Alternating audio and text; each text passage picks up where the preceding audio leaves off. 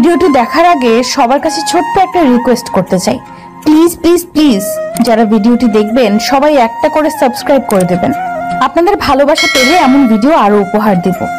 ভিডিওগুলো বানাতে অনেক কষ্ট হয় আমি জানি, এই ভিডিওটি অনেক মানুষই দেখবেন, তাই প্লিজ একটা করে সাবস্ক্রাইব করে দেবেন। আর যারা আমাকে ভালোবাসে তারা সবাই একটা করে লাইক দিয়ে দেখিয়ে দিবেন লাভ ইউ অল। তো চলুন আজকের ভিডিওটি শুরু করা যাক। গল্প শুরু করার আগেই বলে দেওয়া হচ্ছে এটি একটি কাল্পনিক গল্প। সো চলুন শুরু করা যাক।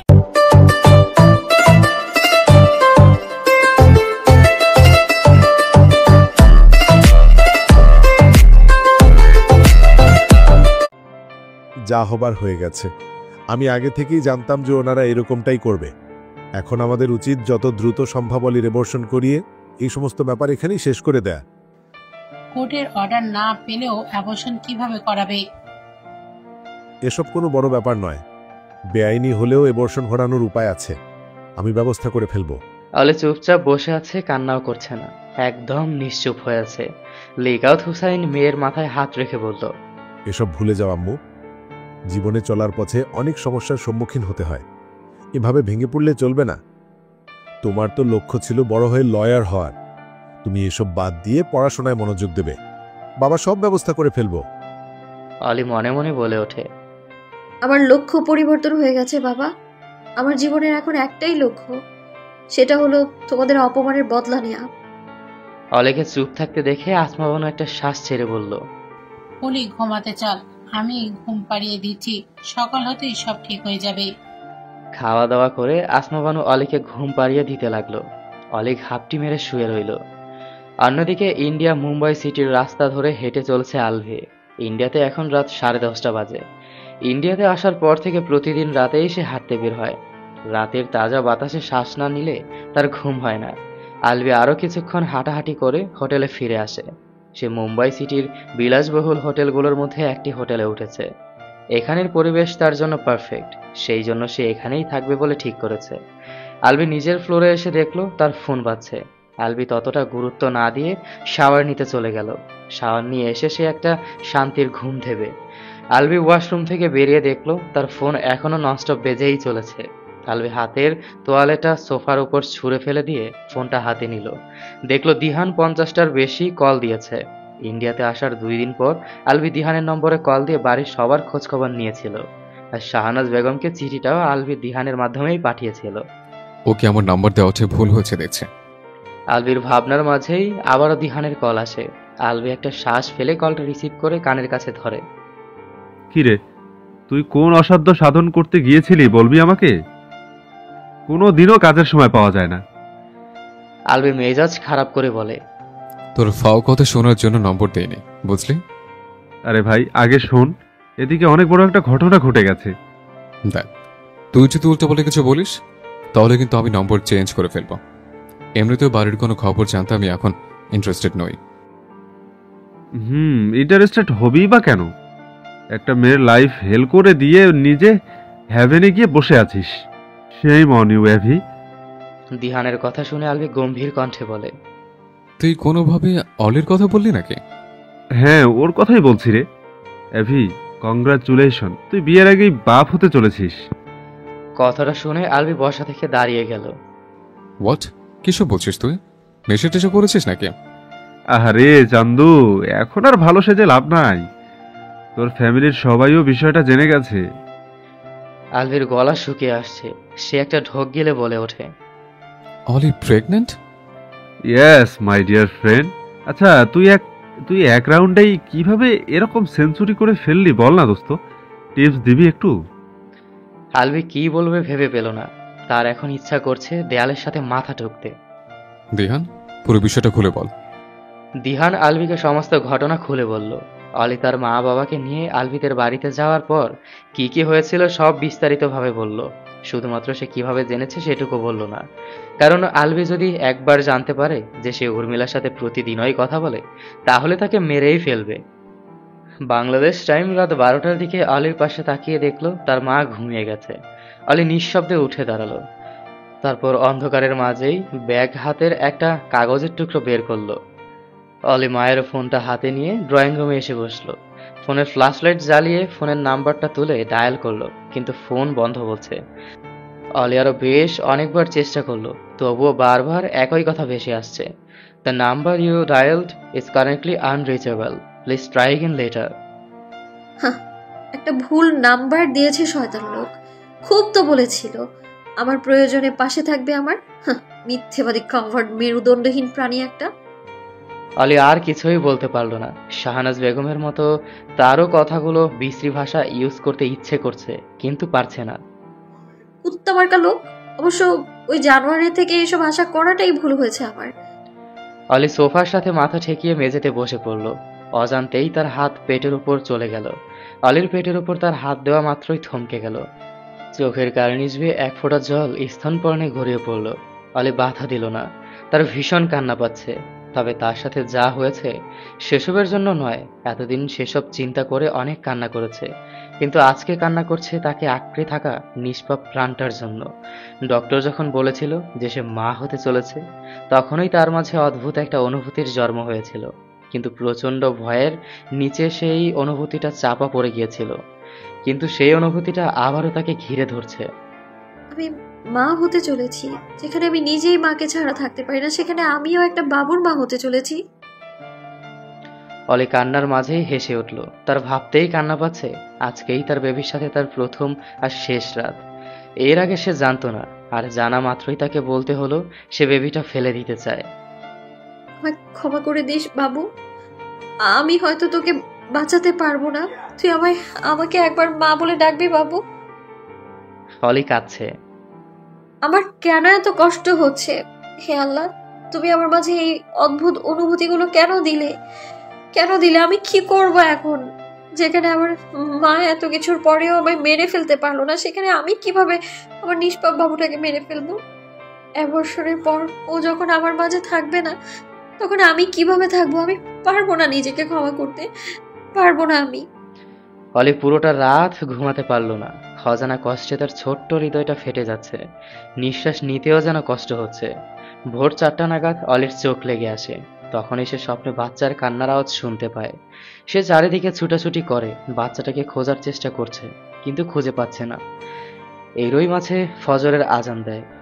অলির ঘুম ঘুম ভাবটাও কেটে যায়। আসমা বানু উঠে দেখে অলি তার পাশে নেই। সে দ্রুত পায়ে বিছানা থেকে নেমে দাঁড়ায়। তখনই অলি অজু করে রুমে ঢোকে। আসমা বানুকে কিছু না বলেই মাদুর বিছিয়ে নামাজ পড়তে শুরু করে। আসমা বানু কিছুটা অবাক হলো। প্রতিদিন নামাজ পড়ার জন্য অলিকে উঠাতে তাকে এক প্রকার যুদ্ধ করতে হয়, কিন্তু আজকে অলি নিজে থেকেই উঠে গেছে। 10টার দিকে লিকাউত হোসাইন আর আসমা বানু অলিকে নিয়ে হসপিটালের উদ্দেশ্যে বেরিয়ে পড়ল। অলির ভীষণ ভয় করছে, সেই সাথে কলিজাও ছিঁড়ে যাচ্ছে। মাতৃত্ব কাকে বলে সে বেশ উপলব্ধি করতে পারছে। আসমা বানুও মেয়ের পরিস্থিতি বুঝতে পারছে। তারা হসপিটালের ভেতর বসে আছে। লিকাউত হোসাইন তার এক পরিচিত বন্ধুকে নিয়ে সবকিছু ম্যানেজ করেছে। অবশ্য অলির কথা সে কাউকেই বলেনি, বলেছে আসমা বানুর কথা। তুই কেন এত ঘাবড়ে যাচ্ছিস? মা আমার বাবু। ওটা এখনো একটা রক্তের দলা মাত্র, এত চিন্তা করিস না। অলি নিজের ঠোঁট চেপে কান্না আটকানোর চেষ্টা করছে। তার মা পুরোপুরিভাবে তার ফিলিংস গুলো বুঝতে পারছে না। অলি মনে মনে বলল, কত মেয়েই তো বয়ফ্রেন্ডের সাথে আকাম কুকাম করে অ্যাবর্শন করে ফেলে। তাদের মনে কি এরকম ফিলিংস আসে না? আল্লাহ সব ফিলিংস আমার মধ্যেই কেন দিল? আল্লাহ, আমার মনে হচ্ছে বাবুটাকে ছাড়া আমিও বাঁচতে পারবো না। আমি কি করব এখন? অলির চেহারা দেখে আসমা বানুর খুব মায়া হলো। কেন এত ভাবছিস তুই? ভুলে যা না ওর কথা। অলির চেহারা লাল বর্ণ ধারণ করেছে। মা, তুমিও কি আমার কথা ভুলে যেতে পারবে? আমি মরে গেলে থাকতে পারবে? অলির কথা শুনে আসমা বানু থমকে গেলেন। আমিও পারবো না মা, আমি অ্যাবর্শন করতে চাই না। দরকার হলে আমি ওই রেপিস্টকেই বিয়ে করে নেব। আমি আমার বাবুকে মারতে পারবো না, ওর বেঁচে থাকার অধিকার আছে। আসমা বানু এবার বেশ রেগে গেলেন। চুপচাপ এখানেই বসে থাক। ওই মির্জা বংশের চারের সন্তানকে জন্ম দেওয়ার কোনো প্রশ্নই ওঠে না। ওদের রক্ত ওদের মতোই হারামি হবে। কথাটা শুনে অলির গলা শুকিয়ে এলো।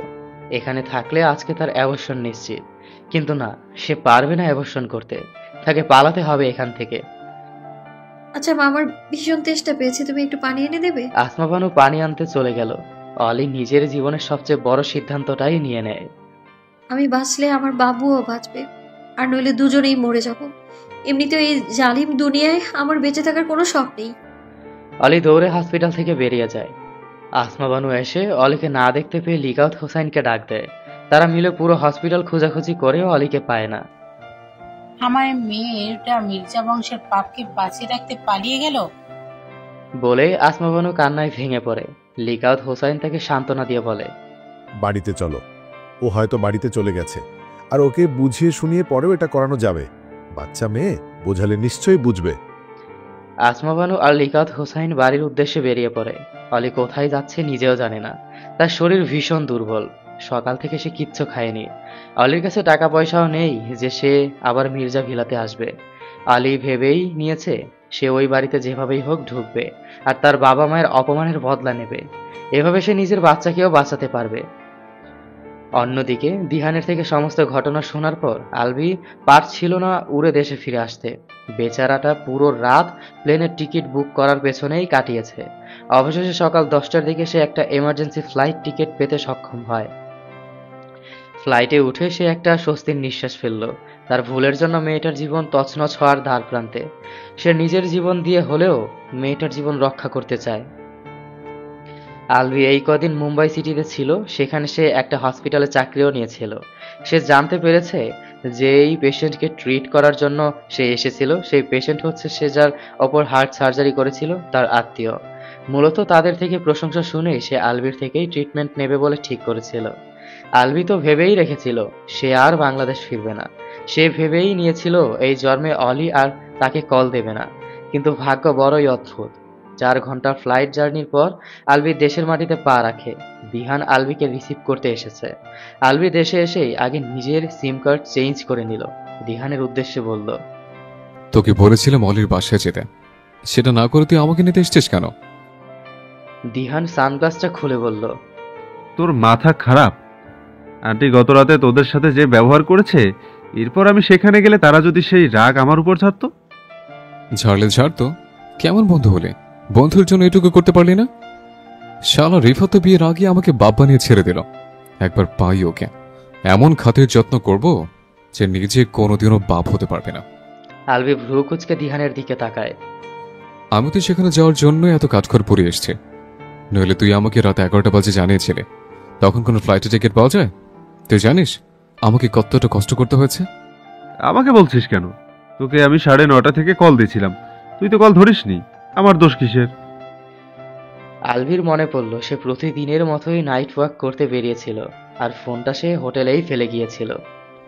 যাক বলতে, চল অলিতের বাড়ি যাব। দিহান আর আলভি দিহানের গাড়িতে গিয়ে বসলো।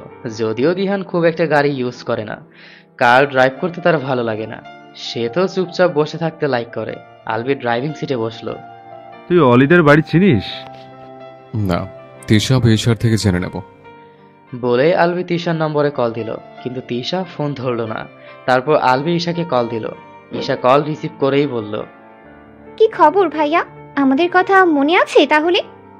আলভি ঈশার কথার ধরন দেখে বুঝলো ওরা অলি বা তার ব্যাপারে কিছুই জানে না। সে যে বাড়ি থেকে চলে গিয়েছে এটাও তারা জানে না।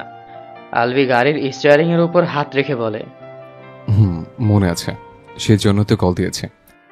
ঈশা হাসলো। তো বলো, কেমন আছো? বাড়ির সবাই কেমন আছে? সবাই ভালো আছে। তোদের কি অবস্থা? আমরাও বিন্দাস আছি। শোন, যে জন্য কল দিলাম, তোর খালাতো বোন অলিরা তো শহরেই থাকে, তাই না? ঈশা অবাক হয়ে বলে, কিন্তু তুমি হঠাৎ ওর কথা জিজ্ঞেস করছো কেন? এত প্রশ্ন করিস না তো। ওদের বাড়ির এক্স্যাক্ট অ্যাড্রেসটা লাগবে আমার। তুই এখন SMS করে আমার নম্বরে পাঠিয়ে দে, কুইক। ঈশা আরো কিছু বলতে যাবে, কিন্তু আলভি তাকে কিছু বলার সুযোগ না দিয়েই কল কেটে দিল। ঈশা কিছুক্ষণ ভাবনা চিন্তা করে অলিদের বাড়ির অ্যাড্রেস আলভির নাম্বারে SMS করে পাঠিয়ে দিল। অ্যাড্রেস পেয়ে আলভি কার স্টার্ট দিল। বিকাল 5টা নাগাদ আলভি অলিদের বাড়ির সামনে এসে পৌঁছালো। একতলা বাড়িটার সামনের মূল ফটকের ওপাশে অনেকগুলো গোলাপ ফুলের গাছ লাগানো। ফুল দেখলেই আলভির হাত পা চুলকাতে শুরু করে, কারণ গোলাপ ফুলে তার অ্যালার্জি আছে। ভাবা যায় সে ফুলকে অপছন্দ করে, কিন্তু ফুলপ্রিয় অলিকে ভালোবাসে।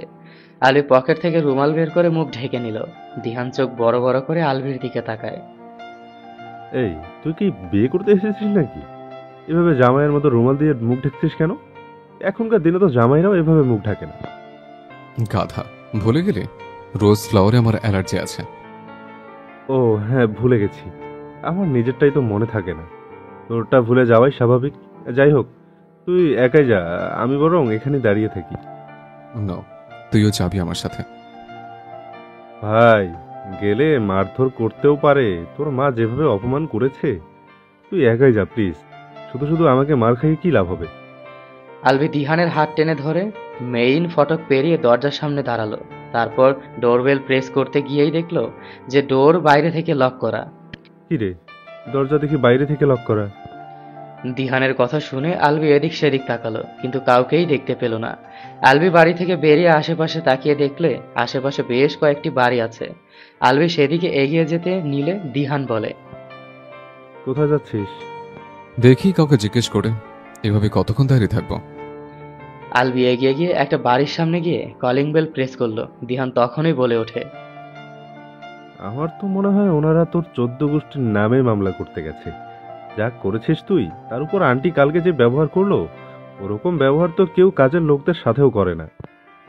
আলভি কিছু বলার আগেই সামনে বাড়ির থেকে একজন মহিলা বেরিয়ে এলো। আলভি আর দিহান ভালোভাবে পরখ করে বলল, কারা আপনারা? কাকে চান?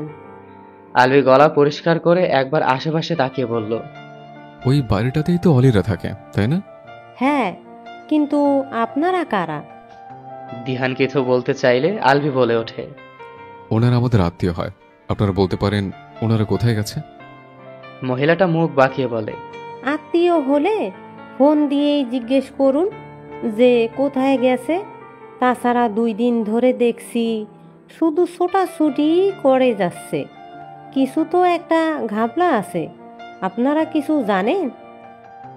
আলভি গম্ভীর কণ্ঠে বলে ওঠে, কোনো ব্যাপার যদি থেকেও থাকে, সেসব জেনে আপনাদের কি কাজ?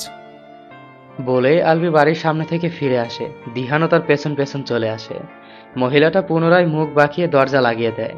আলভি আর দিহান অলিদের বাড়ির সামনে আসতেই দেখে আসমা বানু আর লিকাত হোসেন হেঁটে হেঁটে এদিকেই আসছে। আলভি একটা শ্বাস নিয়ে তাদের দিকে এগিয়ে গেল। আসসালামু আলাইকুম আঙ্কেল আন্টি। বাড়ির মেইন ফটকের সামনে আসতেই আলভিকে দেখে আসমা বানু আর লিকাত হোসেন ভীষণ অবাক হলেন। লিকাত হোসেন বললেন, ওয়ালাইকুম আসসালাম। আপনি এখানে কি করছেন? আলভি তাসনিম মির্জা, আপনার তো নিজেদের বাড়িতে থাকা উচিত। আলভি মাথা নিচু করে বলল, আঙ্কেল, মায়ের হয়ে আমি ক্ষমা চাইছি। উনি যা করেছেন ঠিক করেননি।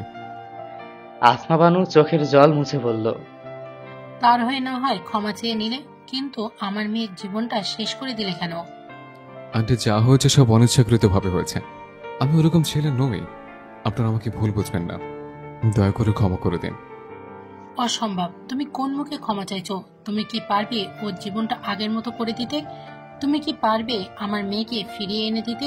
যদি পারো তাহলে ক্ষমা পাবে, নয়তো শুধু শুধু ক্ষমা চেও না। আসমা বানুর কথা শুনে আলভি চমকে তাকালো। অলি কোথায় আছে এখন? আসমা বানু কাঁদতে লাগলো। লিকাত হোসাইন আসমা বানুকে সামলে বললেন, ও হসপিটাল থেকে পালিয়ে গিয়েছে। তারপর কোথায় গেছে আমরা জানি না। এতক্ষণ অবধি আমরা ওকে খুঁজেছি, কিন্তু পাইনি। আলভি একটা ঢোক গেল। তার গলা ইতিমধ্যেই শুকিয়ে যাচ্ছে। এক সেকেন্ড আন্টি, আপনারা আজকে ওকে হসপিটালে কেন নিয়ে গিয়েছিলেন? আসমা বানু চিৎকার করে বললেন, কেন নিয়ে গিয়েছিলাম জানো না? ওকে অ্যাবর্শন করাতে নিয়ে গিয়েছিলাম। কথাটা শোনা মাত্র আলভি 2 পা পিছিয়ে গেল। কিন্তু এখন এসব ভাবার সময় নেই। তাকে যে করেই হোক অলিকে খুঁজে বের করতে হবে। 1-2 ঘন্টার মধ্যেই রাত হয়ে যাবে। আলভি তাড়াতাড়ি করে গাড়িতে উঠে বসে। দিহানও তার পাশে গিয়ে বসে। আসমা বানু আর লিকাত হোসাইন তাদের দিকে এগিয়ে যায়। আপনারা দয়া করে আমার মেয়েকে খুঁজতে সাহায্য করুন, আমরা আর কিচ্ছু চাই না।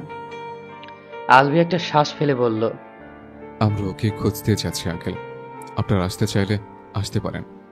দিহান ওনাদেরকে গাড়িতে বসতে হেল্প কর। দিহান বেরিয়ে এসে তাদেরকে ব্যাক সিটে বসতে হেল্প করলো। আলভি নিজের চুলগুলো এক হাতে খামচে ধরল। আঙ্কেল, হসপিটাল কোন দিকে আর আপনারা কোথায় কোথায় খুঁজেছেন সেগুলো বলুন।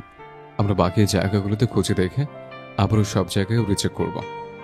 আলভি গাড়ি স্টার্ট দিল, তারপর তাদের দুজনের দিক নির্দেশনা ফলো করেই অলিকে খুঁজতে শুরু করলো। রাত 8টা। অলি হাঁটতে হাঁটতে একটা দোকানের সামনে এসে বসলো। সে পথ হারিয়ে ফেলেছে। সকাল থেকে তার পেটে কিচ্ছুটি পড়েনি। অন্ধকার অলি ভীষণ ভয় পায়। সে আশেপাশে তাকিয়ে দেখলো কিছুটা দূরে একটা বাজার আছে। অলির পা চলছে না। অলি খেয়াল করেনি, কিন্তু দোকানের ভেতর কতগুলো বাজে ছেলেরা বসে ক্যারাম খেলছে আর সিগারেট খাচ্ছে। এই রাতের বেলা একা একটা মেয়েকে দোকানের সামনে বসে থাকতে দেখে তারা অলির দিকে এগিয়ে যায়। তাদের মধ্যে একজন অলির কাঁধে হাত রাখতেই অলি ছিটকে দূরে সরে যায়। পেছনে ফিরে দেখে 3জন ছেলে লালসা ভরা চোখে তার দিকেই তাকিয়ে আছে, হাতে জ্বলন্ত সিগারেট। কথাগুলো শুনে অলি একটা ঢোক গিলে পেছাতে লাগলো। তাদের মধ্যে একজন ফোনের ফ্ল্যাশলাইট জ্বালানোর উদ্দেশ্যে ফোন বের করতেই অলি বেশি কিছু না ভেবে ফোনটা থাবা দিয়ে নিয়ে দৌড় দিতে লাগলো। তখনই একজন ছেলে অলির ওড়না টেনে ধরে। বাধ্য হয়ে অলি ওড়না ফেলেই দৌড়াতে লাগলো। অলি দৌড়াচ্ছে, ছেলেরাও তার পিছু পিছু দৌড়াচ্ছে। বাজারের সামনে আসতেই হঠাৎ করে অলির পা মুচকে যায়। অলি ব্যথা উপেক্ষা করে প্রাণপণে দৌড়াচ্ছে। অলি অনেক চেষ্টার পরে একটা দোকানের পেছনে লুকাতে সক্ষম হয়। অলি ফোনটা চোখের সামনে ধরে দেখলো এটা একটা বাটন ফোন। যাক, ভালোই হয়েছে। অলি কাঁপা কাঁপা হাতে বাবার নম্বর ডায়াল করতে গিয়েও থেমে গেল। সে মরে গেলেও তাদের কাছে ফিরে যাবে না। অলির হঠাৎ করেই আলভির ফোন নম্বরের কথা মনে পড়ল। রাতে সে 20 বারের বেশি আলভির নম্বরে কল দিয়েছিল, যার ফলে আলভির ফোন নম্বর তার মুখস্থ হয়ে গেছে। অলি একটা ঢোক গিলে আলভির নম্বরে ডায়াল করলো। সে আশাই করেনি যে আলভির নম্বরে কল ঢুকবে। 3 বার রিং হতেই আলভি কলটা রিসিভ করে কানের কাছে ধরলো। তারা এখন অলিকে খুঁজছিল। আলভি তো ঠিক করেই নিয়েছে অলিকে তারা খুঁজে বের করবেই। এর মাঝে তারা পুলিশকে মিসিং কমপ্লেইন করে এসেছে, যার মানে পুলিশের লোকেরাও তাকে খুঁজছে। হ্যালো। আলভির গম্ভীর কণ্ঠ শুনে অলির কান্না এসে পড়ল। লোকটা খুব খারাপ। সে বলেছিল অলির প্রয়োজনে অলির পাশে থাকবে, কিন্তু সে নেই। উল্টো তার জন্য অলিকে এরকম পরিস্থিতিতে পড়তে হয়েছে। ফোনের ওপাশ থেকে উত্তর না পেয়ে আলভি ফোনটা সামনে এনে নাম্বার ভালো করে দেখলো, তারপর পুনরায় কানের কাছে নিয়ে বলল, হ্যালো, কে বলছেন? কথা বলুন, নথি রেখে দেব। এমনি অনেক ঝামেলা আছে, ফাজলামি করার সময় নেই। অলি এবার রেগে মেগেই বলে ওঠে, তুই তো ঝামেলাতেই থাকবি, রেপিস্ট কোথাকার। আবার কাকে রেপ করেছিস? আবার কোথায় লুকিয়ে আছিস তুই? সাহস থাকলে সামনে আয়। কাভার্ড মেরুদণ্ডহীন প্রাণী কোথাকার। একটা ভুলভাল নাম্বার দিয়েছে। আমি যদি মরে যাই না, তোর উপর আল্লাহর গজব পড়বে। কথাগুলো বলতে বলতেই অলির ফোনের ব্যালেন্স শেষ হয়ে গেল। এদিকে আলভি অলির কথাগুলো শুনে স্তব্ধ হয়ে গেছে। তবুও নিজেকে সামলে নিয়ে সে আবারও সেই নম্বরে কল দিল। অলি কলটা রিসিভ করে কানের কাছে ধরলো। কল দিতে হবে না, তুই মেয়েবাজি কর গিয়ে। আমার সাথে যা যা করেছিস তার শাস্তি আল্লাহ তোকে দিবে, জানোয়ার কোথাকার। আলভি একটা শ্বাস ফেলে শান্ত কণ্ঠে বলল, তোমার সব কথা আমি পরে শুনবো। এখন বলো, তুমি কোথায় আছো? তোকে কেন বলবো? কি করবি তুই আমার ব্যাপারে জেনে? তোর আগে পিছে যে মেয়ের অভাব নেই, বড় লোকের ছেলে তুই। আমি শুধু জানতে চাইছি এসব মেয়েদের রেখে কেন আমার সাথে এমন করলি তুই? শুনে রাখ, আমি মরার আগে তোর নামে মামলা করে যাব। আমার মৃত্যুর জন্য তুই আর তোর মা দায়ী। দরকার হলে আমার লাশে পোস্টমর্টেম করে প্রমাণিত হবে যে তুই আমায় রেপ করেছিলি। এটা তোরই জারদ সন্তান। অলির কথা শুনে আলভির চোখ দুটো রক্তবর্ণ ধারণ করেছে। সেই সাথে হৃদস্পন্দনও যেন থমকে গেল। আলভি একটা ঢোক গিলে বলে উঠল, অলি প্লিজ বলো, তুমি কোথায় আছো? অলির নাম শুনে আসমা বানু আর লিকাউত হোসাইন আলভির দিকে তাকায়। অলি কল দিয়েছে, ও কোথায় আছে দাও না, আমি ওর সাথে একটু কথা বলি। আলভি কথা না বাড়িয়ে আসমা বানুর দিকে ফোনটা এগিয়ে দিল। এই মেয়ে তাকে কিছুতেই লোকেশন বলবে না। আলভির চোখ মুখ ইতিমধ্যেই থতমত করছে। অলি তাকে কতটা ঘৃণা করে সেটা সে ইতিমধ্যেই উপলব্ধি করে ফেলেছে। অলি তো ফোনের অপর পাশ থেকে জানোই তাই বলে যাচ্ছে, আমি তোর নামে মামলা করতে যাচ্ছি, বুঝলি তুই? আমি সেখানে গিয়ে যা যা করতে হবে সব করব। তোকে আর তোর মাকে আমি দেখে নিব। তোর মা আমার চরিত্রহীনা বলেছিল, তাই না? আমিও দেখিয়ে দিব যে একজন চরিত্রহীনা কত দূর পর্যন্ত যেতে পারে। আসমা বানু এসব শুনে বলে ওঠে, অলি, এসব কি ভাষা ব্যবহার করছিস? পাগল হয়ে গেছিস? এখন কি এসব বলার সময়? তুই ফোন কই পেলি? কোথায় আছিস তুই? তাড়াতাড়ি বল। মায়ের কণ্ঠ শুনে অলি চুপ হয়ে গেল। সেই সাথে মনে পড়ল সে এখন মহাবিপদে আছে। অলির সাথে সাথেই মায়ের কাছে নিজেদের লোকেশন বলে দিল। সে সাইনবোর্ডের এখানে নাম ঠিকানা দেখেছিল, সেই সব বলে দিল। তার মাথার মাঝেই ছেলেগুলো তার সামনে এসে দাঁড়ায়। এখন তুমি কোথায় যাবে মামনি?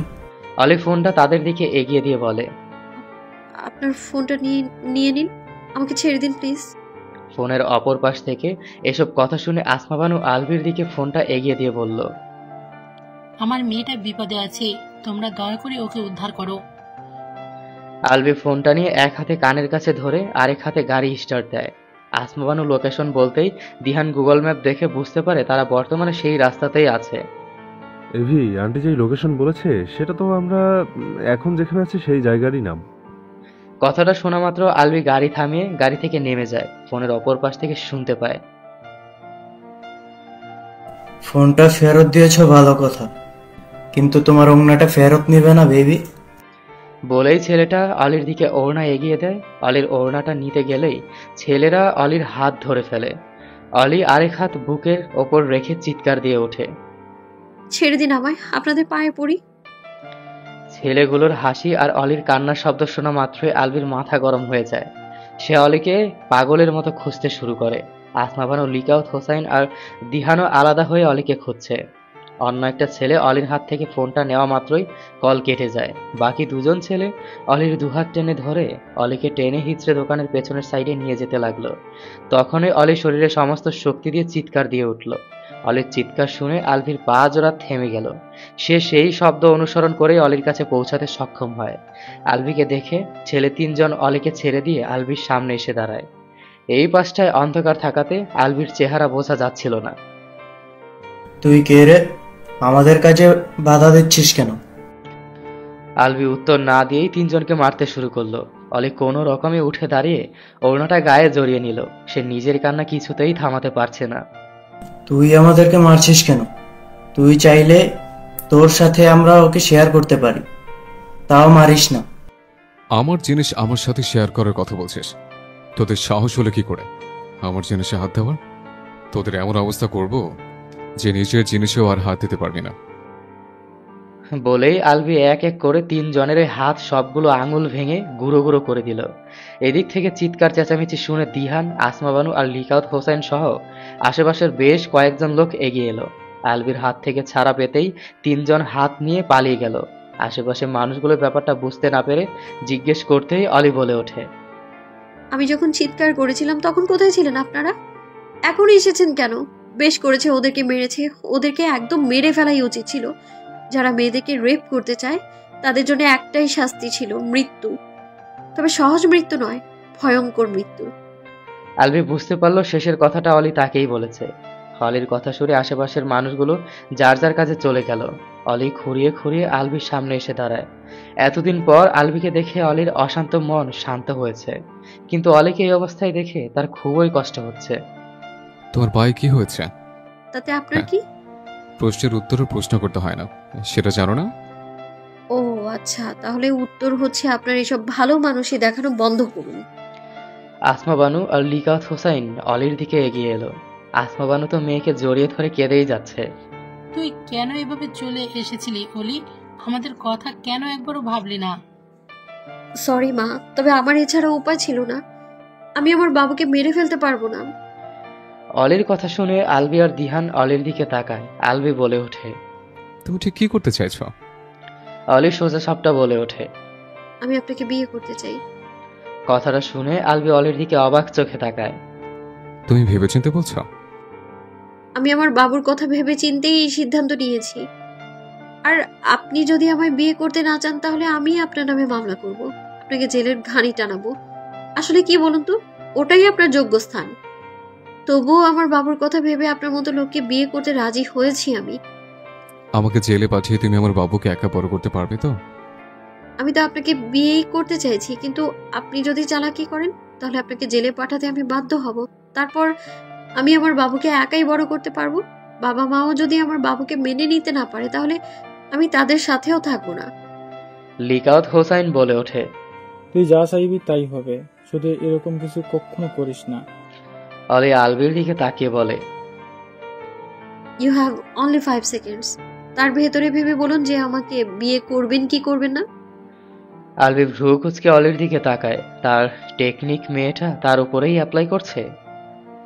1, 2 এন্ড আমি তোমাকে বিয়ে করতে রাজি আছি। ভালো ডিসিশন নিয়েছেন, নইলে আমি আপনার বিরুদ্ধে মামলা করতাম। তাতে আমাকে যা করতে হতো আমি সেটাই করতাম। আলভি এক হাত প্যান্টের পকেটে দিয়ে বলল, আমাকে এত এত ভয় দেখিও না, আমার হার্ট অনেক দুর্বল, বিয়ের আগেই বিধবা হয়ে যাবে। অলি আলভির কথা বুঝতে না পারলেও দিহান আলভির কথা বুঝতে পেরে হেসে ওঠে। আলভি যে ঠাট্টা করছে সেটা দিহান বুঝতে পেরেছে। আঙ্কেল, আন্টি, গাড়িতে উঠে বসুন, আপনাদেরকে বাড়িতে দিয়ে আমাদেরকে ফিরে যেতে হবে। বাকিরা সবাই গাড়িতে উঠে বসলো, কিন্তু অলি পা নিয়ে হাঁটতে পারছে না, ব্যথা যেন সময়ের সাথে সাথে বেড়েই চলেছে। অলিকে আসতে না দেখে আসমা বানু আবারও নেমে যেতে চাইলে আলভি বলে, আন্টি আপনি বসুন, আমি দেখছি। আলভি অলির সামনে এসে অলিকে কিছু বলার সুযোগ না দিয়েই তাকে কোলে তুলে নিল। আকস্মিক ঘটনায় অলি স্তব্ধ হয়ে গেল। আলভি অলিকে নিয়ে গিয়ে ব্যাক সিটে আসমা বানুর পাশে বসিয়ে দিয়ে গাড়িতে উঠে গাড়ি স্টার্ট দিল। তাদের বাড়িতে পৌঁছাতে পৌঁছাতে রাত হয়ে গেল। আসমা বানু আর লিকাত হোসাইন গাড়ি থেকে নেমে বাড়ির দরজা খুলে দিলেন। অলি গাড়ির বাইরে পা রাখতেই আলভি তাকে কোলে তুলে নিয়ে সোজা বাড়ির ভিতরে ঢুকে গেল। অলি কিছুই বলল না, তার পা ব্যথায় ফুলে গেছে। আলভি অলিকে ড্রয়িং রুমে বসিয়ে দিয়ে অলির পা চেক করতে লাগলো। অলি বলে ওঠে, এরকম ভাব করছেন যেন আপনি ধরলেই আমার পা সেরে যাবে। দিহান পাশ থেকে বলে উঠল, এভির ধরাতে না সারলেও আমার ধরাতে শিওর সেরে যেত, কারণ আমি অর্থোপেডিক্সের ডক্টর। কিন্তু আমি তোমার পা সারাতে গিয়ে নিজের আঙ্গুল হারাতে চাই না। অলি দিহানের দিকে তাকিয়ে বলল, বাবা, আপনি ডক্টর? ইয়েস, শুধু আমি না, তোমার হবু স্বামীও একজন হার্টের ডক্টর। কথাটা শুনে অলি চিৎকার দিয়ে ওঠে। কি? অলির চিৎকার শুনে আসমা বানু আর লিকাত হোসাইনও ছুটে আসে। আসমা বানু কিচেনে ডিনার রেডি করছিলেন। আর যাই হোক, আলভির সাথেই অলির বিয়েটা হচ্ছে। অলির চিৎকার আলভিও একটু ঘাবড়ে গেল। আপনি একজন ডক্টর? আলভি বিরক্তি নিয়ে অলির দিকে তাকায়। হ্যাঁ, তো কি হয়েছে? এইভাবে চিল্লানোর কি আছে? লিসেন, আমি একজন ডক্টর, কোনো প্রেতাত্মা নই। শিট, আমার কপাল সব দিক দিয়ে খারাপ দেখছি। আলভি আসমা বানু আর লিকাত হোসাইনের দিকে জিজ্ঞাসু দৃষ্টি নিক্ষেপ করলো। আসলে ওই ডাক্তারদের অনেক ভয় পায়। লিকাত হোসাইনের কথা শুনে আলভি ফোঁস করে একটা শ্বাস ছাড়ল। পুরোটা জীবন লাগিয়ে দিল একজন দক্ষ কার্ডিওলজিস্ট হওয়ার পেছনে, শেষেমেশে কিনা তার বউ তার প্রফেশনেই ভয় পাবে। বাহ, দারুণ তো। লাইফে ইদানিং সবকিছুই কেমন যেন আনফেয়ার হচ্ছে। প্রথমত বিয়ে করার আগেই বাসর সেরে ফেললো, দ্বিতীয়ত ঠিকমতো বাসর উপভোগ করার আগেই বাচ্চার বাপ হয়ে বসে আছে। এইসব কিছু ভেবে আলভির ভীষণ খারাপ লাগছে। তবে এর মধ্যে একটা ভালো ব্যাপার হলো, সে যাকে ভালোবেসেছে সেই তার বেড পার্টনার হয়েছে, তার বাচ্চার মাও সেই হতে চলেছে, আর পরিশেষে তার লাইফ পার্টনারও সেই হবে। আন্টি, একটা আইস ব্যাগে কিছু বরফ এনে দিন, ওর পা অনেক ফুলে গেছে, আর একটা মোটা কাপড় আনবেন। আসমা বানু সেসব এনে দিতেই আলভি অলির পায়ে আইস ব্যাগ লাগিয়ে দেয়। তারপর মোটা কাপড় দিয়ে বেঁধে সোফার উপর একটা বালিশ রেখে সেটার ওপর অলির পা রেখে দেয়। আলভি আর দিহান ডিনার করতে না চাইলেও মুখের ওপর না করতে পারে না। ডিনার করা শেষে আলভি আর দিহান চলে যেতে নিলে অলি ঘোর আপত্তি জানায়। আপনি আমাকে বিয়ে না করা অবধি নিজের বাড়িতে যেতে পারবেন না। আলভি অবাক চোখে অলির দিকে তাকায়। এটা কেমন কথা? আমি বিয়ে করব সেটা সবাইকে জানাতে হবে না? আয়োজন করতে হবে না? না, কিচ্ছু হবে না। আমি জানি আপনি একবার বাড়ি গেলে আর আসবেন না। আপনার মা জীবনেও আমাদের বিয়ে হতে দেবে না। অলির কথা শুনে আলভি ভেবে দেখলো যে অলি ঠিকই বলেছে। আচ্ছা, যাচ্ছে। অলি কিছুক্ষণ চুপ থেকে বলে ওঠে, শুনুন, আমার কিছু শর্ত আছে, সেগুলো মানলে তবেই আমি আপনাকে বিয়ে করব। আলভি বুকের ওপর হাত বেঁধে বলে, আর যদি না মানে? তাহলে জেলের ভাত খাওয়ার জন্য রেডি হয়ে যান। তুমি সত্যি আমাকে জেলের ভাত খাওয়াতে চাও? আগে চেয়েছিলাম, কিন্তু এখন বাবুর কথা ভেবে চাই না। সেই জন্যই তো বিয়ে করতে চাইছি। কিন্তু আপনি শর্ত না মানলে তো আমার আর কিছুই করার নেই। আসমা বানু ইশারায় অলিকে চুপ করতে বললে অলি পাত্তা দেয় না। আসমা বানু তো বারবার ভয় পাচ্ছে, এই বুঝে আলভি বিয়ে করার সিদ্ধান্ত থেকে সরে যাবে। আলভি ঘুরে এসে অলির সামনে বসে বলে, বলো, তোমার কি কি শর্ত আছে? আলাদাভাবে বলবো। অলির কথা শুনে বাকিরা অন্য রুমে চলে যায়। এবার বলো। আমার প্রথম শর্ত, আপনি যতদিন বেঁচে থাকবেন ততদিন কোনো রকম পরিস্থিতিতেই আরেকটা বিয়ে করতে পারবেন না। আলভি ভ্রু কুঁচকে অলির দিকে তাকায়। বউ থাকতে আরেক বিয়ে আমি করবই বা কেন? আমার অবর্তমানেও করতে পারবেন না। তোমার অবর্তমানে করলেই বা তুমি কি করবে? ভালো প্রশ্ন করেছেন। আমার অবর্তমানে আপনি বিয়ে করলে আপনার সব সম্পত্তি আমার বাবু পাবে। আলভি একটা শ্বাস ফেলে রাজি হয়ে যায়। আপনি কোনো অবস্থাতেই আমাকে ডিভোর্স দিতে পারবেন না, কিন্তু আমি চাইলেই আপনি ডিভোর্স দিতে পারবো। এটা তো আনফেয়ার। ডিভোর্স কেউ না দিতে পারলেও একটা কথা ছিল। আপনি তো ক্যারেক্টারলেস, আপনার উপর বিশ্বাস নেই, তাই ডিভোর্স দেওয়ার ক্ষমতা শুধু আমার হাতেই থাকবে। আলভি প্রতি উত্তরে কিছুই বলল না। আমার 4 নাম্বার শর্ত হলো আমার জন্য ওই বাড়িতে আলাদা একটা রুমের ব্যবস্থা করে দেবেন। আমি আপনার সাথে এক রুমে থাকতে পারবো না। তাছাড়া আমার অনুমতি ব্যতীত আপনি আমাকে কখনো কোনো প্রকার পরিস্থিতিতে স্পর্শ করতে পারবেন না। অলির এই কথাটা শুনে আলভির অসহায় চোখে অলির দিকে তাকায়। অলি ভ্রু কুঁচকে বলে, কি হলো, এভাবে কেন তাকাচ্ছেন? না পারলে বলে দিন। আলভি অন্যদিকে তাকিয়ে বলল, আর কি শর্ত আছে? আমার লাস্ট শর্ত হলো আপনি যদি মারা যান তাহলে আপনার স্থাবর অস্থাবর সব সম্পত্তির মালিক বউ হিসেবে আমি হব। অলির কথা শুনে আলভি শান্ত চোখে অলির দিকে তাকিয়ে বলে, আমি মরে গেলে তুমি সম্পত্তি দিয়ে কি করবে? সেটা আপনার না জানলেও চলবে। আচ্ছা, আমি সব শর্ত মেনে নিলাম। মানলেই হবে না, আপনাকে কালকেই বিয়ের আগে একটা চুক্তিনামা বানিয়ে আনবেন। আপনি বিয়ের আগে সেটা সাইন করবেন, তারপর বিয়ে হবে আমাদের। আলভি কিছুক্ষণ চুপ থেকে বলে ওঠে, 4 নম্বর শর্তটা বাদ দেওয়া যায় না? আপনার তাহলে বিয়ে করতে হবে না, জেলের ভাত খাওয়ার জন্য নিজেকে তৈরি করুন। গিয়ে এত ভয় দেখিও না, জানি তো বেশি ভয় দেখালে ভয় ভেঙে যায়। আমি ভয় দেখাচ্ছি না, লোকের কথার পরোয়া করি না আমি। দরকার হলে নিজে মরে গিয়ে আপনাকে ফাঁসিয়ে দিয়ে যাব, তারপরেও যে কোনো উপায়ে আপনাকে জেলের ভাত খাইয়েই ছাড়বো আমি। আলভি অবাক চোখে অলির দিকে তাকায়। আলভির চোখ দুটো লাল বর্ণ ধারণ করেছে। অলি নিজের চোখ সরিয়ে অন্যদিকে তাকায়। এত বেশি ঘৃণা করো আমাকে? আপনার ভাবনার চেয়েও অধিক বেশি ঘৃণা করি আমি আপনাকে। আলভি নিজের চুল টানতে লাগলো। কিছুক্ষণ পর বলল, ওকে, কালকে আবার বিয়ে। I am excited. এখন ঘুমাবো কোথায় বলো? আমাদের বাড়িতে দুটোই রুম, একটায় আমি থাকি আর একটা আব্বু আম্মু থাকে। আপনি বরং আজকের রাতটা না হয় না ঘুমিয়েই কাটান। আপনি তো অনেক এক্সাইটেড, তাই না? এক্সাইটমেন্টের ঠেলায় একদিন না ঘুমলে খুব একটা প্রবলেম হবে না? আলভি একটা শ্বাস ফেলে বলল, আমি গতকাল রাতেও এক ফোঁটা ঘুমাইনি। কেন, কি হয়েছিল গতকাল রাতে? আচ্ছা, আপনি কোথায় লুকিয়েছিলেন বলুন তো? আবার এত সাহস জুগিয়ে আসলেনই বা কেন? জেলের ভাত খেতে হবে তো, সে ভয়ে এসছে, বুঝলে? বাহ, আপনার মতো একজন খাম্বার মতো মানুষ জেলখানাকে এত বেশি ভয় পায়। তুমি যেমন ডাক্তারকে ভয় পাও, আমিও তেমন জেলখানাকে ভয় পাই। অলি হেসে উঠল। আলভি মুগ্ধ নয়নে অলির দিকে তাকিয়ে রইল। আলভি মনে মনেই বলে, তুমিহীন আমার জীবন সত্যি একটা জেলখানা হানিবি। আমি সেই জেলখানাকে ভীষণ কষ্ট পাই। কিভাবে এত প্রয়োজনীয় হয়ে গেলে? আলভি এক দৃষ্টিতে অলির দিকে তাকিয়ে আছে। অলির চেহারা দেখে তার ভীষণ মায়া লাগছে। এই বয়সে কত কিছু ফেস করতে হচ্ছে, তাকে ভাবতেই নিজের ওপরে রাগ হচ্ছে। সে যদি সেদিন কোনোভাবে নিজেকে কন্ট্রোল করে নিত তাহলে এত কিছু হতো না। আলভিকে তাকিয়ে থাকতে দেখে অলি ভ্রু কুঁচকে তাকায়। এভাবে কেন তাকিয়ে আছেন? এভাবে তাকিয়ে থাকলে কিন্তু এটা নিয়েও একটা শর্ত দিয়ে দেব যে 1 সেকেন্ডের বেশি তাকিয়ে থাকতে পারবেন না। অলির কথা শুনে আলভি অন্যদিকে তাকায়। এটা মেয়ে নাকি অন্য কিছু? আলভি অন্যদিকে তাকিয়ে গম্ভীর কণ্ঠে বলে ওঠে, এভাবে পালিয়ে যাওয়া ঠিক হয়নি। তোমার কোনো আইডিয়াই নেই যে তোমার সাথে কত খারাপ কিছু হতে পারতো। অলি একটা শ্বাস ফেলে বলল, আমার সাথে 2 মাস আগেই সবচেয়ে খারাপ কিছু হয়ে গেছে। এখন আর ভয় পাওয়ার মতো কিছু অবশিষ্ট নেই। আমাকে একবার ধর্ষণ করা হোক বা 100 বার ধর্ষণ করা হোক, আমি তো ধর্ষিতাই।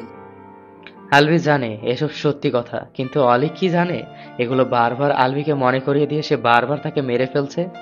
অলি শোনো, আমি তো বারবার বলছি যে আমি ইচ্ছে করে কিছুই করিনি সেদিন। আলভিকে আর কিছু বলতে না দিয়েই অলি বলে ওঠে, সেদিন আপনার কি হয়েছিল সেসব আমি জানতে আগ্রহী নই। যতই অজুহাত দেন না কেন, দিন শেষে আপনি একজন ধর্ষকই থাকবেন। তাই অজুহাত না গুজে স্বীকার করে নিন না। আলভির অনেক কষ্ট লাগলো, কিন্তু অলি ঠিকই বলেছে। তাহলে আমার জেলে যাওয়া উচিত। তুমি বরং কালকে আমার সাথে পুলিশের কাছে যাবে। আমি নিজে থেকে সেখানে গিয়ে স্বীকার করে নেব। এত ভালো মানুষই দেখাতে হবে না। স্বীকার করার হলে আরো আগে স্বীকার করে নিতেন, এতদিন পালিয়ে থাকতেন না। আমি আগেই স্বীকার করে নিতে চেয়েছিলাম, কিন্তু তুমি তো তোমার বাবা মায়ের ভয়ে কাউকে জানাতে চাওনি। এখন তো তারা জেনে গেছে, তোমার তো আর কোনো ভয় নেই। এখন আমার স্বীকার করে নেওয়া উচিত। অলির মনে পড়ল যে আলভি ঠিকই বলেছে। অলি কিছুক্ষণ ভেবে বলে ওঠে, আমি সেই দিনই সবাইকে জানিয়ে দিতাম, কিন্তু আপনার মা আমায় ভয় দেখিয়েছিল, বুঝেছেন? অলির কথা শুনে আলভি অবাক হয়ে যায়। আমার মা এই ব্যাপারে জানে?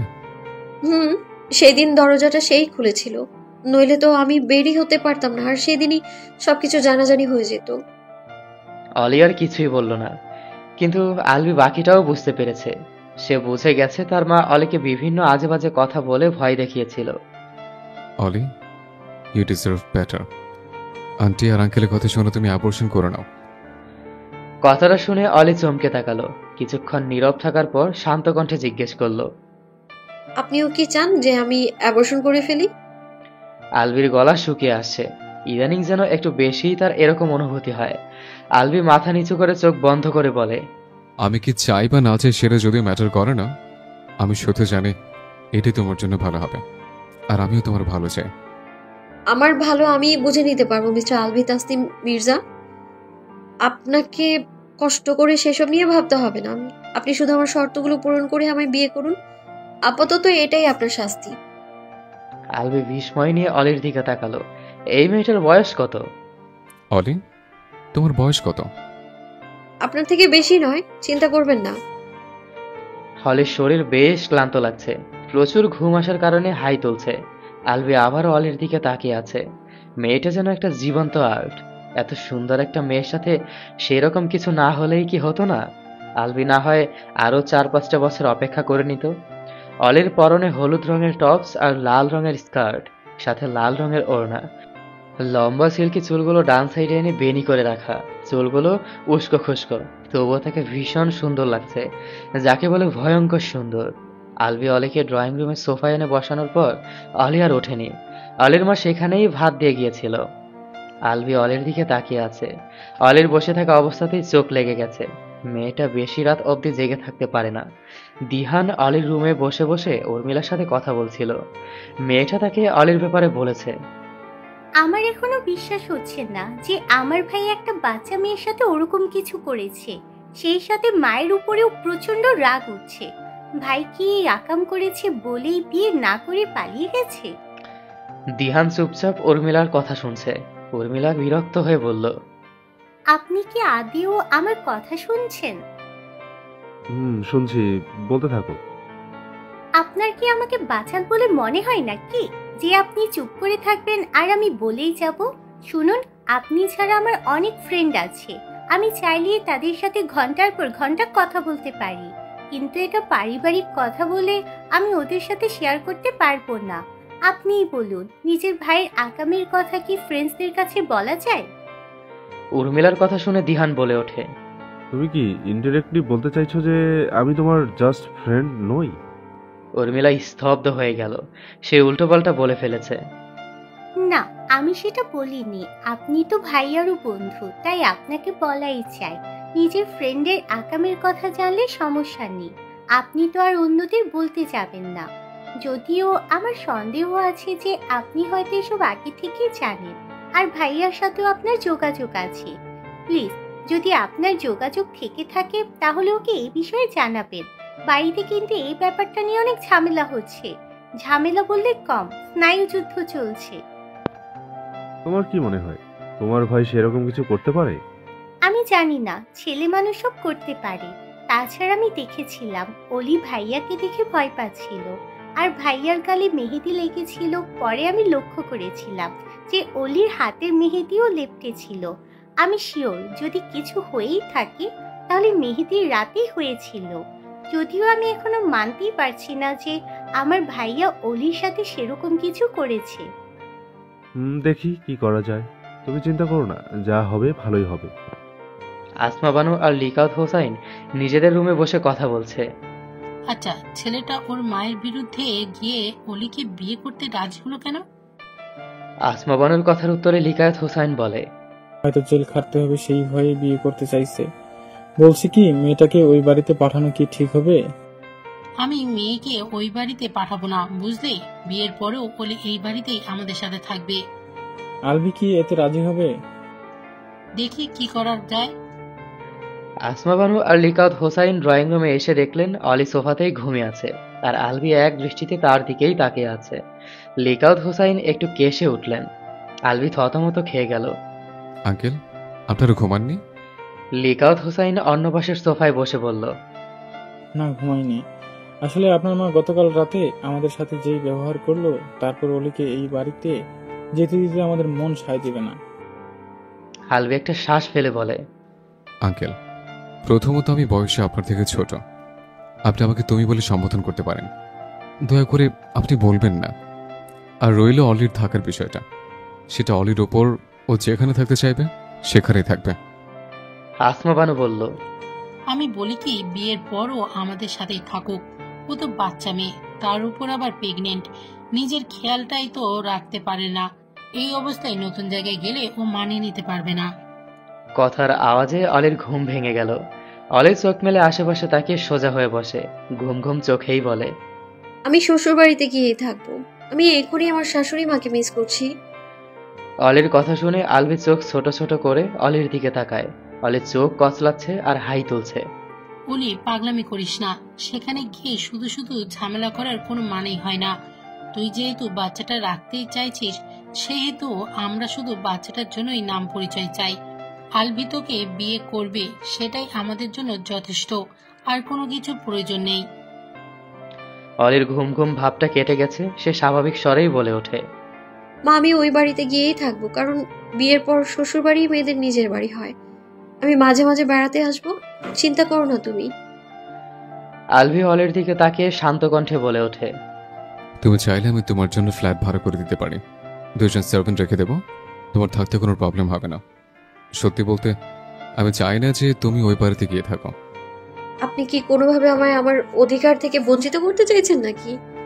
ওই বাড়িতে থাকতে পারাটা আমার অধিকার। যদি আমাকে ওই বাড়িতে নিয়ে যেতে না পারেন, তাহলে বিয়ে করতে হবে না। অলির কথা শুনে আলভি মাথায় হাত দিয়ে একটা বিরক্তির শ্বাস ফেলল। অলি উপরে উপরে ম্যাচিউর সাজার চেষ্টা করলেও ভেতরে ভেতরে একদম বাচ্চা। নিজের কি সে ভালো হবে সেটাও বোঝে না। আমি আগেই বলেছি, তুমি যেখানে থাকতে চাইবে সেখানেই রাখবো। তাহলে আর কি, আমি কালকে ওই বাড়িতে যাচ্ছি, আর এটাই ফাইনাল। আসমা বানু আর লিকাউত হোসাইন একটা শ্বাস ফেলে আলভির উদ্দেশ্যে বলল, আলভি, তুমি তোমার বন্ধুকে নিয়ে অলির রুমে শো। অলি, তুই আমার সাথে ওই রুমে শো। তোর বাবা ড্রয়িং রুমে শুয়ে পড়বে। আলভি ভদ্রভাবে বলল, আমি আর দিহান এখানে ড্রয়িং রুমে ঘুমাতে পারবো। আপনাদের কষ্ট করতে হবে না, আপনারা গিয়ে ঘুমিয়ে পড়ুন। আসমা বানু কিছু বলতে গেলে অলি বলে, মা, উনি যেহেতু এখানেই ঘুমোতে চাইছে, তাহলে ঘুমাক না, আমরা ঘুমিয়ে পড়ি, চলো। এটা কেমন কথা? ওরা এখানে ঘুমাবে কেন? যাও, তোমরা অলির রুমে গিয়ে ঘুমাও। লিকাউত হোসেনের কথার উপরে অলি আর কিছুই বলতে পারল না। আলবিও মাথা নেড়ে অলির রুমে চলে গেল। গিয়ে দেখলো দিহান এখনো ফোনে কথা বলছে।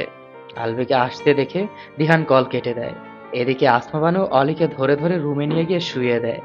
তারপর নিজেও অলির পাশে শুয়ে পড়ে। অলির মাথায় হাত বুলিয়ে দিয়ে জিজ্ঞেস করে, শুধু শুধু কেন জেদ করছিস? আলবির যেহেতু সমস্যা নেই, তাহলে এখানেই তো থাকতে পারতি। তাছাড়া তুই আমাকে ছাড়া ওই বাড়িতে গিয়ে থাকতে পারবি? অলিমাকে জড়িয়ে ধরে নিঃশব্দে কেঁদে ওঠে, মনে মনেই বলে, তোমাদের অপমানের বদলা নেওয়ার জন্য আর আমার বাবুর ভবিষ্যতের কথা চিন্তা করে আমি ওনাকে বিয়ে করব। তাই আমাকে ও বাড়িতে যেতেই হবে মা। আমি ওনার মায়ের দম্ভ ভাঙতে চাই, বোঝাতে চাই যে আমি আসলে কোন ধরনের মেয়ে। আসমা বানু অলির মাথায় হাত বুলিয়ে দিচ্ছে। কি হলো বল, তুই আমাকে ছাড়া থাকতে পারবি তো? অলি কান্নাগুলো গিলে অস্ফুট স্বরে বলে ওঠে, পারতেই হবে আমার মা, সব মেয়েকেই পারতে হয়। তুমিও তো পেরেছিলে, আমিও পারবো, দেখো। আসমা বানুর চোখ থেকে পানি গড়িয়ে পড়ল। সে জানতো এই দিনটা আসবে, কিন্তু এত তাড়াতাড়ি আসবে সেটা সে ভাবেনি। তুই কেন এত তাড়াতাড়ি বড় হয়ে গেলি অলি? আমি ভাবতে পারছি না, কালকে তুই অন্য একজনের বউ হয়ে যাবি, তারপর আমাদেরকে ছেড়ে শ্বশুর বাড়িতে পাড়ি জমাবি। কান্না করো না মা, মেয়েদের জীবনটাই এমন। তবে আমি প্রতি সপ্তাহে আসবো তোমার কাছে, তুমি কেঁদো না প্লিজ। আলভি ঘুমাতে পারছে না, শুধু ওপাশ এপাশ করছে। পাশেই দিহান বেঘরে ঘুমাচ্ছে। আলভির একা ঘুমানোর অভ্যাস, বেড শেয়ার করলে সে ঘুমাতে পারে না। তার উপর বাড়ির আশেপাশে থেকে আসা গোলাপের ফুলের গন্ধে তার চোখ মুখ জ্বলছে। চোখ নাক থেকে সমানে পানি পড়ছে, সেই সাথে শরীরও চুলকাচ্ছে। এই তো মহা মুশকিল, আজকে ঘুমাতে পারবো না দেখছি। হ্যাঁ, এরকমই হওয়া উচিত। কে বলেছিল একটা বিকে ভালোবাসতে? তা আমার ব্যাপারটা ভালোবাসা পর্যন্ত সীমাবদ্ধ নেই। সকাল 9টা, আসমা বানু সবাইকেই ব্রেকফাস্ট সার্ভ করে দিচ্ছে। খাবারের আইটেম দেখে আলভি একটা শ্বাস ফেলল। আসমা বানু ফজরের নামাজ পড়েই রান্না করা শুরু করেছিলেন। অলি নাক মুখ কুঁচকে টেবিলে বসে আছে। আমি কিছুই খেতে পারবো না এখন, আমার এত এত খাবার দেখেই বমি পাচ্ছে। আসমা বানু আলভির প্লেটে খাবার দিতে দিতে বলল, না খেতে পারলে ড্রয়িং রুমে গিয়ে বস।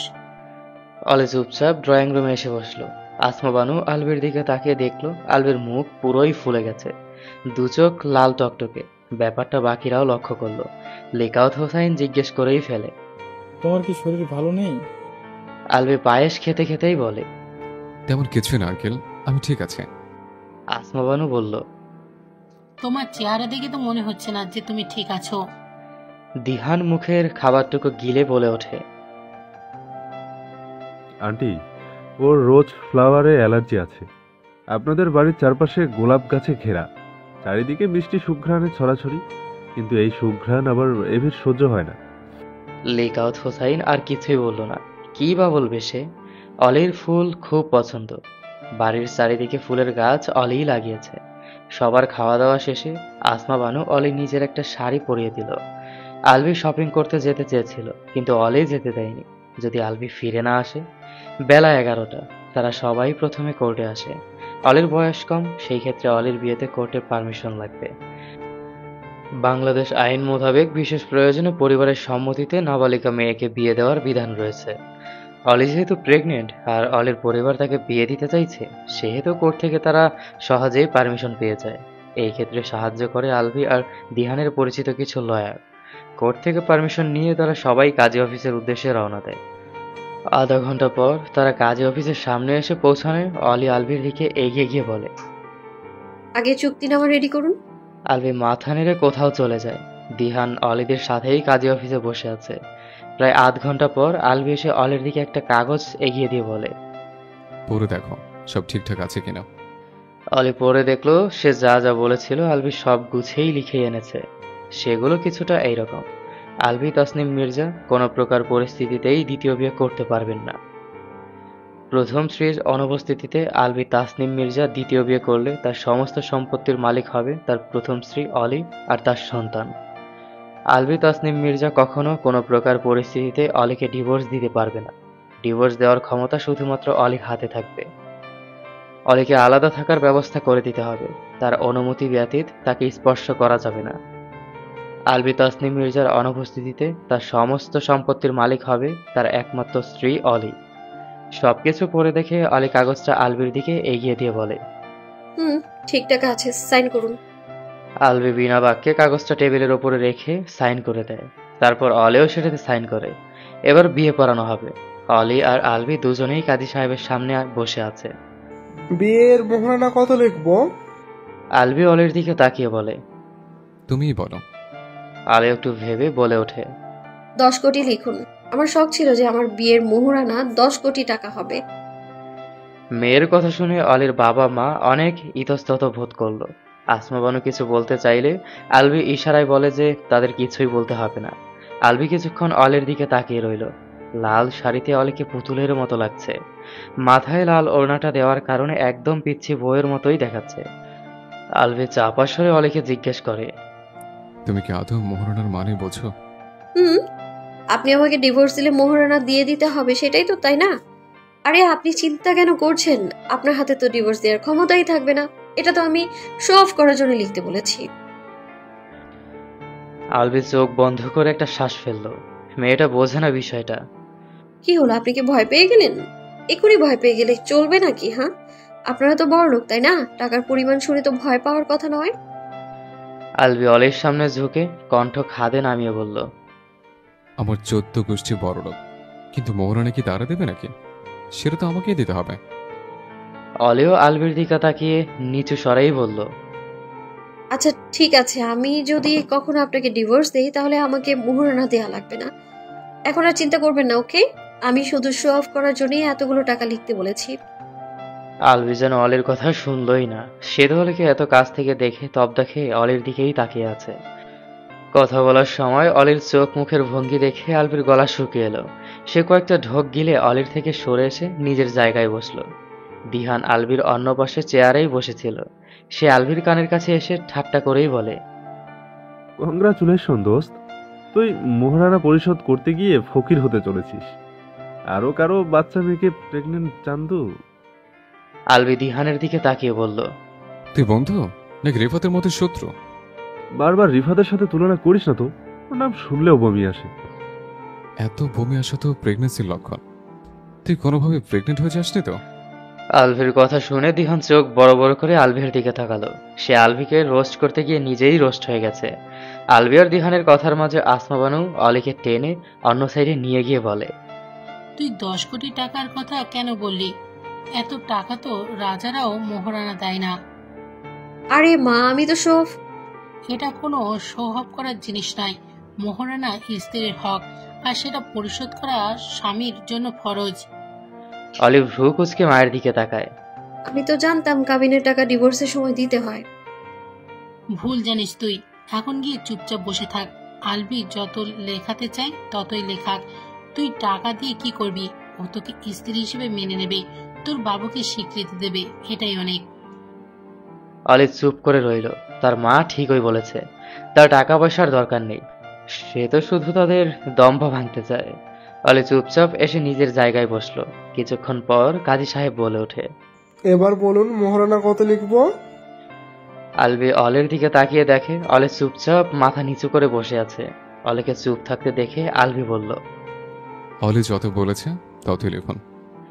কথাটা শুনে উপস্থিত সবাই অবাক চোখে আলভির দিকে তাকায়। আসমা বানু বলে ওঠে, অলি বাচ্চা মেয়ে, ওই এসব ব্যাপারে বোঝে না। আলবি শান্ত স্বরে বলে ওঠে, কাজী সাহেব, আপনি 10 কোটি টাকাই লিখুন। অলি আলভির দিকে তাকিয়ে আছে। আলবি একদম স্বাভাবিকভাবেই বসে আছে। পরনে ব্লু কালারের শার্ট আর ব্ল্যাক ডেনিম প্যান্ট, হাতে কার্টিয়ার ব্র্যান্ডের ঘড়ি। আলবি হঠাৎ করেই কাজী সাহেবের উদ্দেশ্যে বলল, বিয়ের তারিখ 3 মাস আগে দেবেন। কথাটা শুনে কাজী সাহেব জিজ্ঞাসা দৃষ্টিতে তাকায়। বিয়ের তারিখ পিছিয়ে দিতে চাইছেন? জি, সবকিছু ঠিকঠাক থাকবে, শুধু মাসটা 3 মাস পিছিয়ে দেবেন। কাজী সাহেব আরো কিছু জানতে চাইলে আলভির চোখ জোড়া দেখে থেমে যায়। আলভি অদ্ভুতভাবে তার দিকেই তাকিয়ে আছে। তার তাকানো দেখে কাজী সাহেব তার কথা মতোই বিয়ের তারিখের জায়গায় 3 মাস পিছিয়ে লিখল। সবকিছু লেখার শেষে কাজী সাহেব বিয়ে পড়ানো শুরু করলেন। মোহাম্মদ লিয়াকত হোসেন এবং আসমা বানুর একমাত্র কন্যা আলিয়া তাসুম আলী হোসেন জনাব আলিফ তাসমিন মির্জা 10 কোটি 1 টাকা দেনমোহর বিবাহ করতে রাজি থাকিলে বলুন কবুল। আলভি এক নিঃশ্বাসে বলল, কবুল, কবুল, কবুল। কাজী এবার অলিকে উদ্দেশ্য করে বলল, মোহাম্মদ উসমান মির্জা এবং শাহনাজ বেগমের একমাত্র পুত্র আলিফি তাসমিন মির্জার সাথে বিবাহ রাজি থাকলে বলুন কবুল। অলি একবার বাবা মায়ের দিকে তাকিয়ে তারপর আলভির দিকে তাকায়। আলভির তার দিকেই তাকিয়ে আছে। অলি একটা ঢোক গিলে বলে, কবুল। এরপর আলভি আর অলি দুজনে রেজিস্ট্রি পেপারে সাইন করে দেয়। ব্যাস, বিবাহ সম্পন্ন হয়ে যায়। বিয়ে শেষ হওয়ার পর আলভি সবাইকে নিয়ে একটা রেস্টুরেন্টে গিয়ে দুপুরের খাওয়া দাওয়া করে নেয়। এখন বিকাল 5টা বাজে। তোমরা আজকে আমাদের বাড়িতে থেকে কালকে যেও। আসমা বানুর কথা শুনে আলভি বলে, না আম্মু, আমি থাকতে পারবো না, আবার পরে এসে বেড়াবো। আলভির মুখ থেকে আম্মু ডাক শুনে আসমা বানুর বেশ ভালো লাগলো। সে ইতিমধ্যেই বুঝে গেছে যে আলভি তার মায়ের মতো না, নইলে অলির এত বড় আবদার মেনে এত বড় অঙ্কের টাকা দেনমোহর করতো না। গাড়িতে ওঠার সময় আসমা বানু অলিকে জড়িয়ে ধরে কেঁদে ওঠে। তার কান্না দেখে অলিও কান্না করে দেয়। অলি চাইলে আজকে আপনাদের সাথে থাকতে পারে, আমি কালকে এসে ওকে নিয়ে যাব। আলভির কথা শুনে অলি মাকে ছেড়ে সোজা হয়ে দাঁড়ায়, চোখ মুছে বলে, আপনি গেলে আর আসবেন না, আমি আপনার সাথেই যাব। অলিকে ফ্রন্ট সিটে বসিয়ে আলভি ড্রাইভিং সিটে বসে। দিহান ব্যাক সিটে বসলো। আলভির গাড়ি স্টার্ট দিয়ে বাড়ির উদ্দেশ্যে রওনা হলো। আসমা বানু তো কেঁদেই যাচ্ছে। লিকাউত হোসাইন তাকে সান্ত্বনা দিচ্ছে, যদিও তারও ভীষণ কষ্ট হচ্ছে। অলির বাইরের দিকে তাকিয়ে নিঃশব্দে কেঁদেই চলেছে। আলভি ব্যাপারটা ভালো লাগছে না। তোমার সাথে তো বার্থ সার্টিফিকেট আছে। আলভির প্রশ্ন শুনে অলি চোখ মুছে আলভির দিকে তাকায়। আলভি ব্যাংকের সামনে গাড়ি থামিয়ে অলির দিকে তাকায়। কি হলো বলো? অলি মাথা নাড়িয়ে হ্যাঁ বলতেই আলভি গাড়ি থেকে নেমে ঘুরে এসে অলির সাইডে ডোর ওপেন করে। নেমে এসো। অলি জিজ্ঞাসু দৃষ্টিতে তাকিয়ে আছে। আলভি অলিকে নামানোর উদ্দেশ্যে অলির হাত ধরতে গিয়েও থেমে যায়। তার মনে পড়ে যায় চুক্তির কথা। গাড়ি থেকে নামো, গুরুত্বপূর্ণ একটা কাজ আছে। আলভির গম্ভীর কণ্ঠ শুনে অলি চুপচাপ নেমে আসে। তার পায়ে এখনো ব্যথা, স্বাভাবিকভাবে হাঁটতে পারছে না। ওদের দুজনকে নামতে দেখে দিহানও নেমে আসলো। কিরে, এখানে নামলি কেন? এখানে তো অনেক রাস্তা বাকি আছে। আলভি অলির দিকে তাকিয়ে বলে, তুই এখানেই থাক, আমি অলিকে নিয়ে একটা গুরুত্বপূর্ণ কাজ সেরে আসছে। চুপচাপ চলো, আমি এখনই তোমাকে স্পর্শ না করার শর্ত ভেঙে জেলে যেতে চাইছি না। বলে আলভি হাঁটা ধরলো। অলিও কৌতূহল বশত তার পিছু পিছু যেতে লাগলো। ব্যাংকে ঢুকে আলভি অলির থেকে বার্থ সার্টিফিকেট নিল। তারপর অলির জন্য একটা ব্যাংক অ্যাকাউন্ট খুলে নিজের অ্যাকাউন্ট থেকে পুরো 10 কোটি 1 টাকা অলির সেই অ্যাকাউন্টে ট্রান্সফার করে দিল। অলি তো অবাক চোখে আলভির দিকে তাকিয়ে আছে। হ্যালো ভালোবাসার বন্ধুরা, গল্পটা কিরকম লাগলো কমেন্টে জানাবেন। আর নেক্সট পার্ট খুব শীঘ্রই আসতে চলেছে। আপনারা কী ধরনের গল্প শুনতে চান কমেন্টে জানাবেন। ধন্যবাদ, ভালো থাকবেন, খোদা হাফেজ।